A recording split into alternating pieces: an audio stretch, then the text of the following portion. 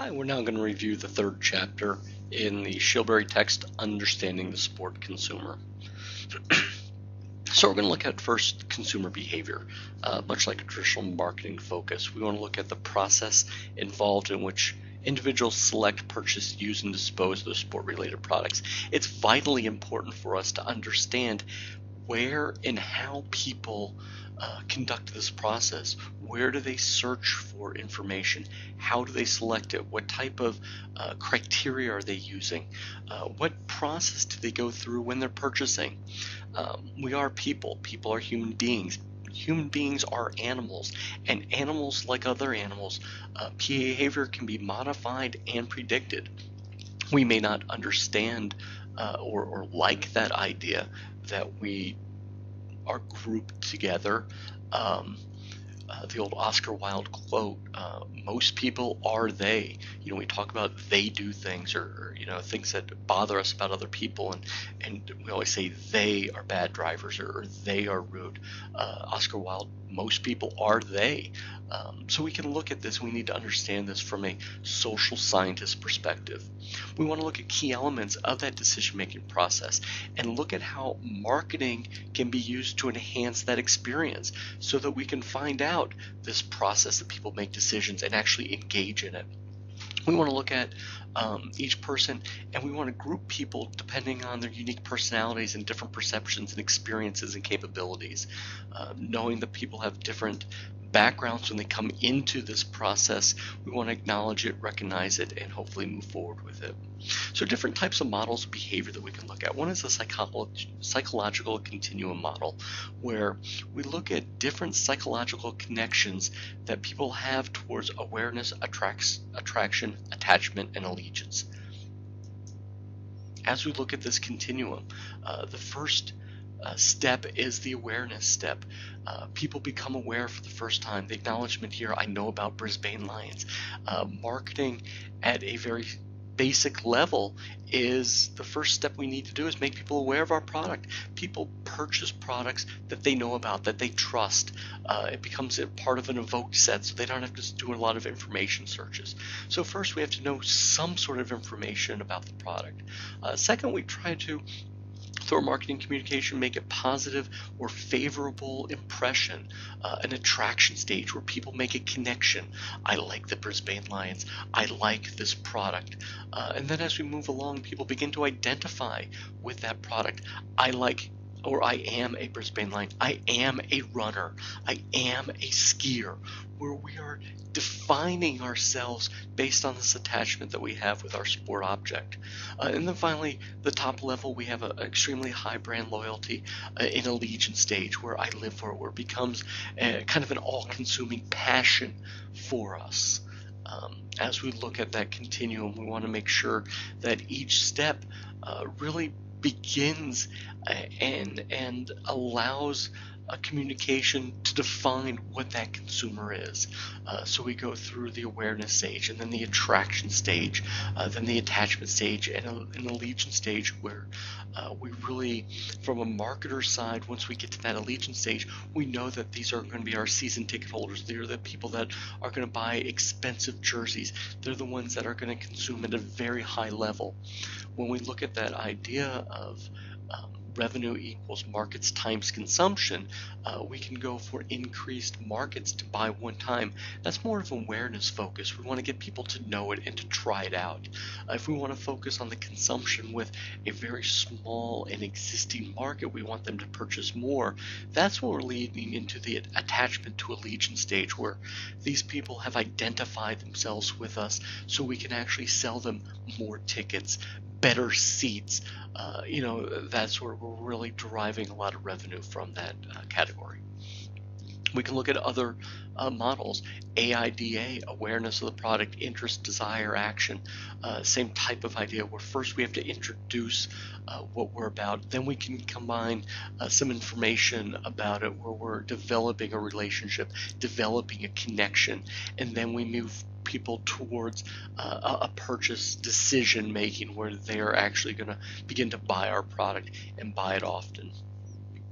So we're going to look at the sport decision making process.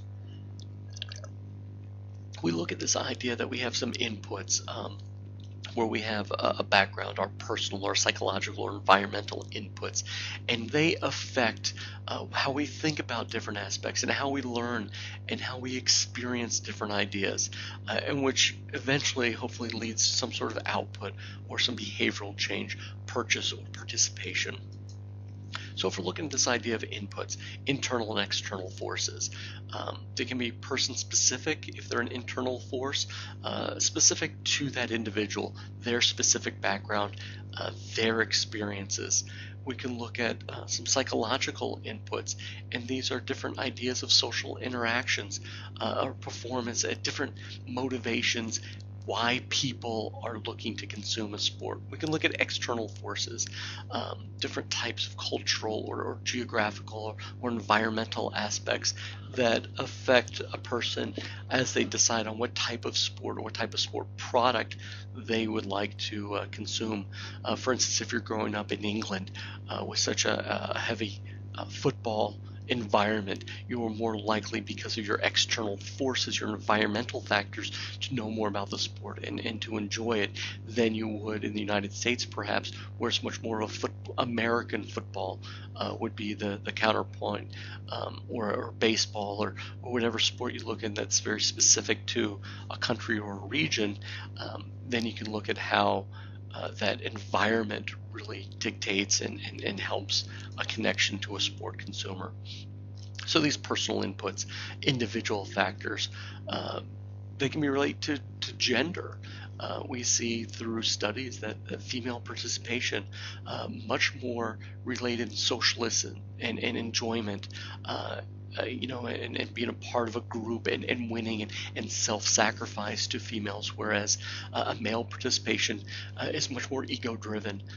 Surveys suggest that if a female's participating, she's much more inclined to sacrifice her own abilities or her own recognition in exchange for a team win, whereas male are much higher at the level that a player may derive more self-satisfaction to be a big goal scorer and have his team lose, whereas a female would rather have the team win, even if it means sacrificing some of their aspects. Our body influences what we choose. Someone who's a little bit smaller obviously wouldn't choose basketball because it wouldn't be as successful. Somebody who at an early age runs fast may be more inclined to do running or sprinting, or be a part of a sport where running is important. So your body type really dictates what type of sport you may want to get into. And your personality. A shy person may have a difficulty being in a position that's very loud, or in an individual area. Perhaps a very shy person would have difficulty being a golfer, where you're focused pretty much solely on an individual effort, as opposed to a position or a sport that's much more team driven, where you can kind of blend into it, or a quiet individual sport, maybe like a fishing or running, where you kind of fit your personality and you're shy, you're not focused on a lot of media attention or a lot of attention from other people. External factors, environmental factors, our family influences what we play. Growing up, your parent may be a big skier, so they wanted you to become a skier because they would go out and have ski vacations and bring you along. So you were introduced to that sport very early because of your family interest. Or teams that your parents follow may be something that you follow because of that. Peer pressure, geography, religious, cultural, all these different areas certainly input what type of team that you like or what type of sport. Mass media showing different types of sport in an area may incline because you're becoming aware of it, connecting to what we talked about earlier: awareness, interest, desire, action, for the AIDA model. And certainly the other one, creating that awareness first, can come from many of these different environmental factors. All of this leads to this idea of the decision-making process. And we'll go through this process, but first we want to go through problem recognition and information search, which could be internal or external, collecting information, finding different sources, an evaluation of alternatives, actual purchase or participation, and then we'll look at a post-purchase outcome. So first step is problem recognition, an internal or external reminder that something is missing. For example, we may see an advertisement that shows people with a very good body and a body image, and they're in shape and they're toned, and we may recognize that because that external reminder, we should be working out more, we need to join a gym. Or an internal factor, maybe you have a desire to be a better golfer, so now you realize something's missing, you want to play golf, or maybe you need a better set of clubs. Somewhere along the line you recognize that there's a problem, an issue, a difference between your actual state and your desired state. The second step is an information search. We want to collect information, research, make a better decision. Maybe we're looking, our desired state is to go skiing, our actual state is we're not really in an area for skiing. So our information search, we want to find out different places that we can go skiing. So an internal information search is remembering, where did we go skiing before? Did we go to Europe? Did we go to Utah, in the Northeast? Where did we go, and what did we do, and did we have fun? Or we can do an external search. Maybe we do an internet search, top resorts, or maybe we want to do a more focus on a singles area and have fun, or a family, or a vacation, or maybe we want other things to do. So our information search is conducted both internally and externally. We want to find additional information. Maybe we call family and friends, hey, you know, last year you went to this place to go skiing, or have you ever heard of going skiing in the Alps, or, you know, compare Austria versus Switzerland. You know, where should we go? What's more economical? What would be more fun for us? We can go to media and find research and newspaper articles and reviews and television coverage. So we're collecting information, we're collecting data to make a better decision of where we want to go skiing. We then evaluate all alternatives. We take some criteria. Maybe we look at this idea of cost effectiveness. Maybe we want to go someplace with a culture that we've never experienced before. Maybe France. Maybe we want to go into a bigger city like Paris and then go. Maybe we want to try something. What are our criteria? Maybe we want to go to a place that is family friendly, or someplace that is a former Olympic venue. How are we going to evaluate the product benefits from these different competitors? So we've narrowed down our alternatives to a select few, and now we're applying a set of criteria to really flesh out which one best fits our desires.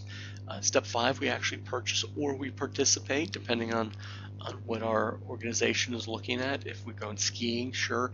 If we're looking at playing in a basketball league, our alternatives would be local. We can play a recreation league, or a more competitive league, or a Sunday day league that's co-ed. Is it close by? Is it in the evening? Is it on a Saturday? Is it in the morning? What criteria do we need to do so that step 5, that participation, becomes that idea of actually going forward and using it. And then step 6 is this post-purchase evaluation. This, you know, we want to connect with a person to make sure that their experience is as satisfactory as possible. Certainly with social media, when we look at different types of applications, TripAdvisor and Yelp, and different types of media that allow consumers to comment on their experiences, certainly creates this area where consumers can voice their opinions for good and for bad. So we need to follow up with them to make sure that they're satisfied. And if they're not entirely satisfied, what can we do? Perhaps we stop by our skiers when they're at our facility, and maybe we just leave a note for them, or when they come in after a day, we ask them how their experience was, and if it wasn't up to what their expectations were, maybe it was out of our control, maybe the snow wasn't very deep, and we haven't gotten very good weather to ski. Well, what can we do? Maybe we can, you know, we apologize for that. Here's a free drink at our bar. Please, there's not much we can do about this, but since the skiing isn't very good today, why don't you stay in and do this? Um, and taking that opportunity where we look at our entire inventory of products available to us, and we're able to use that inventory, whether it's drink or food, to increase the satisfaction that a consumer would have, so that they don't go home and complain about, don't ever go to that ski resort in France because the weather's always awful there. Well, they frame it as always awful because they went one time, and maybe their dissatisfaction was due to the weather that particular time, which isn't very common. But now we have a negative information that's out there. What can we do to really increase that satisfaction where we can? Once they leave our facility, it may be very difficult for us to increase their satisfaction. It could be one of those, if you ever come back, we can do something for you. But let's figure out what we're doing there. Maybe we challenge our ushers at a stadium to look into the stands, and we can see a family sitting behind some perhaps rowdy 20-year-olds, and the rowdy 20-year-olds aren't intoxicated, they're not using profanity, they're not doing something that would get them kicked out, or something security would need to be involved with, but they're enjoying themselves, and they're very exuberant, and they're making the family behind them a little uncomfortable. Maybe they can't see as well. Well, maybe we go up and we talk to the mother or father and say, you know what, here's another section, maybe we have an excess capacity, some other seats in another area that you may be more inclined to enjoy the game. The sight lines may not be as good, but it's a little calmer and a little more available. Maybe when we go and do this consumer save, we can call it, we give them free hot dog, or free ticket to the next time. What can we do to make that experience as positive as we can, given the available inventory that we have and the constraints that we are folks faced with? We look at involvement in the decision-making process. A high involvement purchase, something that's very complex or high risk or very expensive, going to a vacation for skiing, maybe in your internship, maybe you're a new employee and your boss comes up and wants you to spend $2 million on a brand new computer system. Obviously, if you make the right choice, you're going to be very well received. If you make the wrong choice, your employment may be suffering, or you may be released. That's a high involvement purchase. So for that, we do a very thorough and very in-depth and extensive information search. We're going to ask salespeople, we're going to third-party consumer reports, and finding as much information as we can. A low involvement purchase may be socially or psychologically unimportant. Maybe we're looking at going, what gym do we want to go to while we're at campus? Maybe we have a choice of 2 or 3, some on campus, some off campus.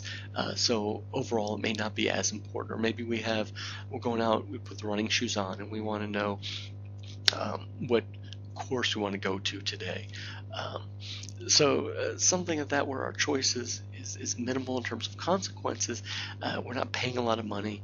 We don't have a high social risk to it, where if we choose the wrong product or wrong alternative, our friends or others may cast us off, or look at us in a lower aspect. So depending on if our product is high involvement or low involvement, we want to make sure that our consumers are getting that type of information. If we know that there's a risk to it, if we know people are traveling great distances, and we know it is an expensive purchase for them, we want to make sure that our marketing communication is in the places that they're looking for this information, so that they can gather that information and make the best decision possible. We want to present our information in the right language of the consumer, where they're able to see it. And language, I don't mean French or Spanish or German or English. Language, I mean, if you are looking to go on a skiing vacation with a family, that language would be family friendly. Maybe ski lessons for the kids, some sort of fun activities so that mom and dad can go skiing by themselves, and the kids may be having a day or some sort of area for them to play. Maybe if it's for singles or for 20-year-olds, that same ski resort would be Come to our ski resort. We have a lot of double black diamonds. We have a great after skiing area. Here's our bars, and we want to show pictures of young, good-looking people, having some drinks afterwards and meeting people, and doing that socialization that if a family is looking at that material, they're not going to want to go there. And vice versa, if you're a 20-year-old and you want to go have fun at a ski and you see a lot of marketing communication, the language of a family-friendly area, you're not going to want to go there. So we look at these involvement purchases, we look at these different processes, and we want to make sure that we are communicating in the best manner possible in the places that the consumers are looking to get. That is our decision-making process.